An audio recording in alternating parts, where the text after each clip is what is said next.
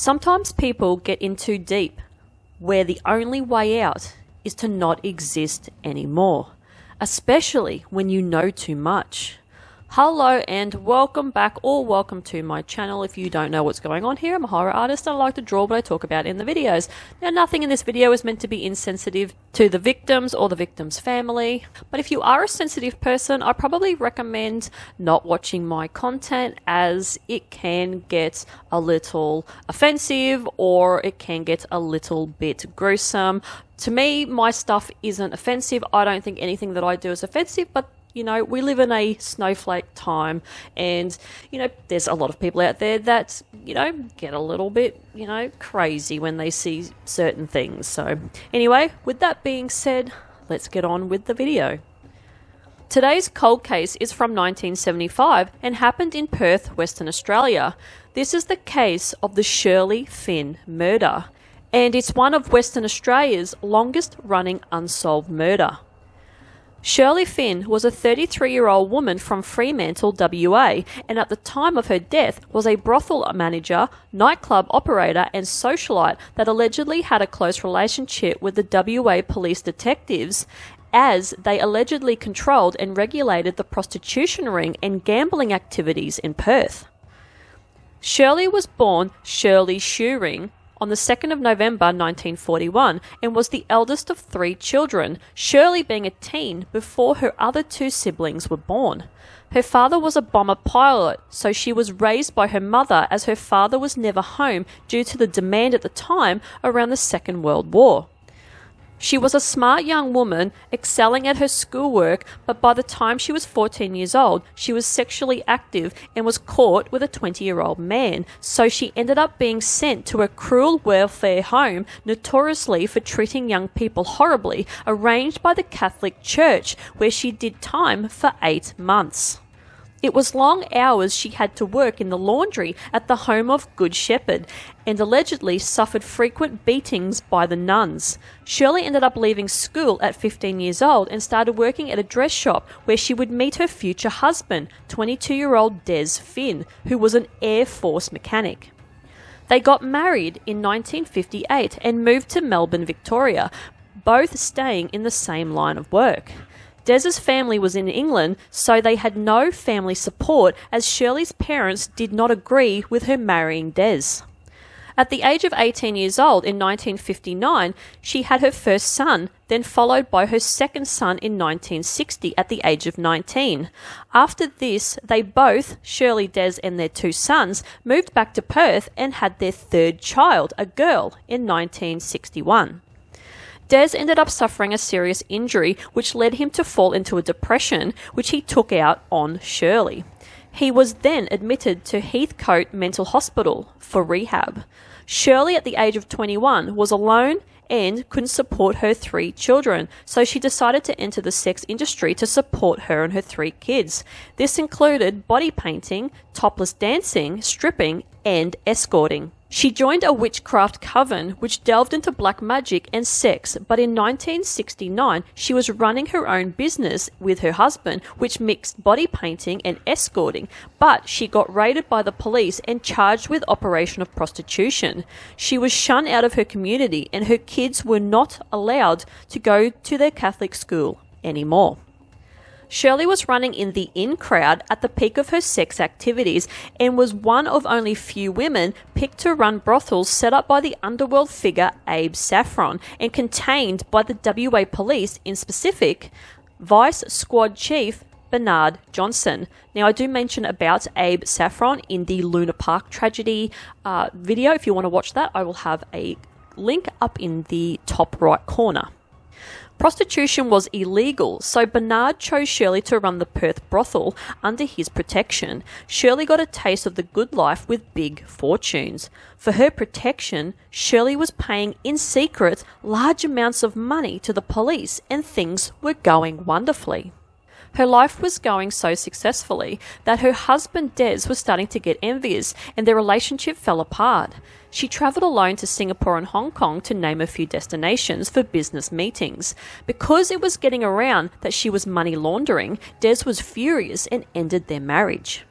In 1970, Des returned to England with their 3 children, but Shirley still supported them financially from afar with her massive wealth from the prostitution activities she was running.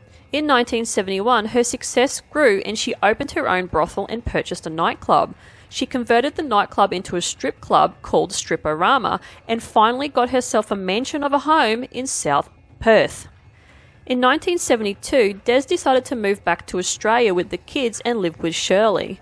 The relationship was never the same again, but Shirley just used Des for chores around the home. Shirley started getting into relationships with the likes of Ray O'Connor, the Minister of Police, and she even got involved with a woman named Rose Black, an escort that ended up moving in with her.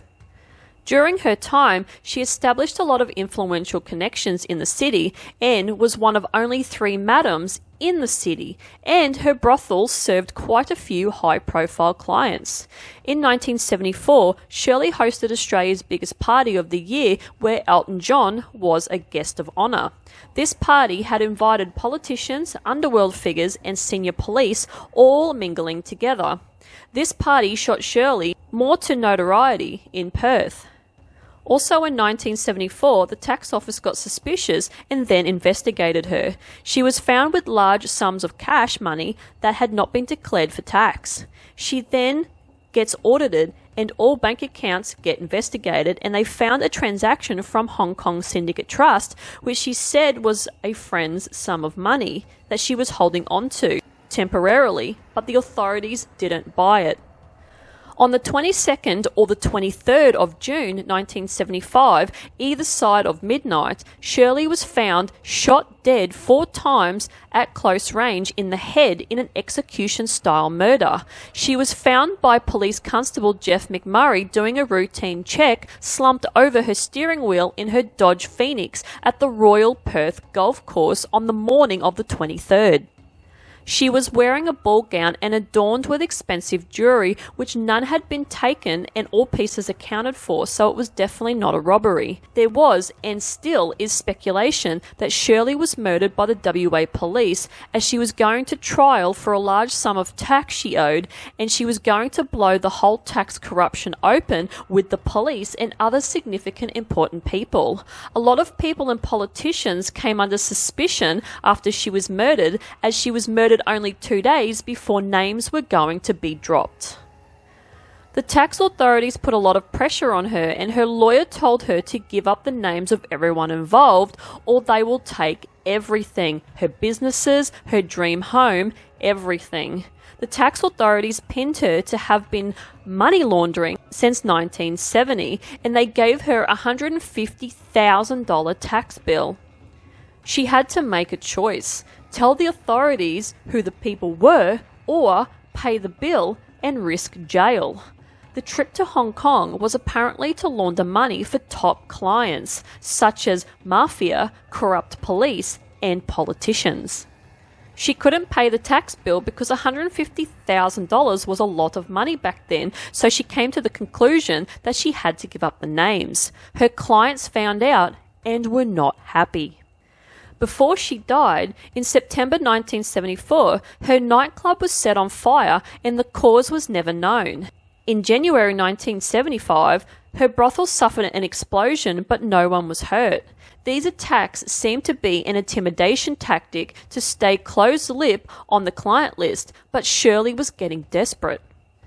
The 24th of June 1975 would see Shirley's final hearing for the tax evasion. She met with Acting Police Commissioner of WA, Owen Litch, and told him that she was going to have the names of the people involved, and he allegedly replied, "If I go down, you are too." And he told her to also shut her mouth. Owen told her to meet with a quote-unquote powerful person that will get her out of trouble, and she honestly believed that this was going to happen. No one really knew who the powerful person was, and was apparently going to meet her on the night that she died, on the 22nd of June, which was 2 days before her hearing. The only people who knew about the meeting was her lover Rose and her daughter Bridget. The night of the meeting, Shirley was alone at her house waiting for the powerful person to meet her there. Rose rang her at around 9:40 p.m. to check in, and Shirley said the person hadn't turned up yet. Then, just after that call, Shirley's neighbour recalls seeing her leave her home in a beige-brown ball gown, and she got into her white Dodge Phoenix and was allegedly heading to the golf course, which was only a few kilometres away from her house. Coroner Barry King, who investigated her murder, said he could not determine who shot her, but it was definitely pointing to the police officers that were involved in her murder. King claimed that police investigating the crime were incompetent, and evidence such as the Dodge Phoenix, murder weapon, and other crucial evidence had just magically disappeared and was not available even when the inquest had concluded in 2019. To this day, Shirley's killer has not been identified, and the case remains unsolved. So, what do you think about this case? Someone or some people definitely didn't want her talking, and it's plain obvious that it was obviously an inside job from the police as far as I'm concerned. And I'd say that the powerful person that she was going to be meeting was obviously like a hitman or someone like that. And as far as I'm concerned, that's probably why the case still remains unsolved, because, you know, police have the ability to cover up this sort of stuff, and if there was quite a few corrupt cops in that particular police force that was looking after her, it would have been easily just shoved up under the rug.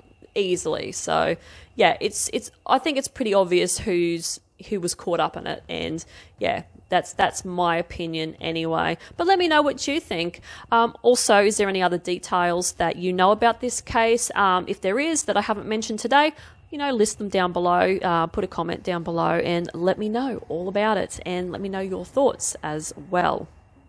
Now, for the illustration that I decided to do today is kind of 3D. The bottom of it's 3D anyway, but I decided to do like a woman sort of representing Shirley. Not exactly, but it's just a female that came to mind when I started drawing and had a vision for this particular case in my drawing. And I know that she was dressed in a beige brown ball gown, but I really wanted to put her in like this bluey teal type color. It sort of just felt right. And if you do see a lot of pictures of Shirley on the internet, she was always dressed mainly in blue, so I sort of wanted to just put that in there. It was just something that I wanted to do. I made her features quite like, well, her hands, and I made her face quite big, her head quite big compared to the rest of her. I just like doing that. I like doing things completely out of proportion. It just gives more of a, I don't know, just a freaky element to it even more. And she's got two bullet wounds in her head, one in the forehead, one in the cheek, and then she's just got a bunch of holes all over her. I just really wanted to represent the complete, the lifestyle that she was involved in.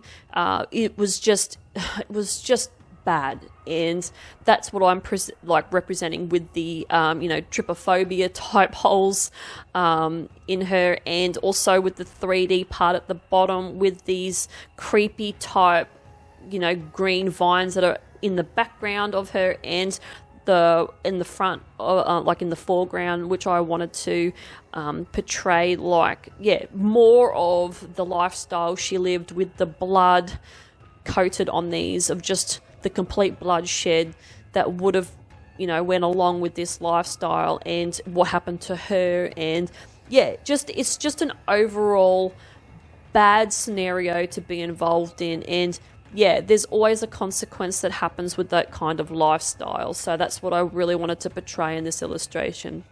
But anyway, hopefully you enjoyed this video. Let me know what you think. Hopefully stick around and watch whatever is left of this video and see how the illustration turned out. And if you like this kind of content, like and subscribe. Dislike it, I couldn't care less. It all goes towards my algorithm to push me up further and get other people to, see me if they like this kind of content. And I will see you guys in the next one. Bye!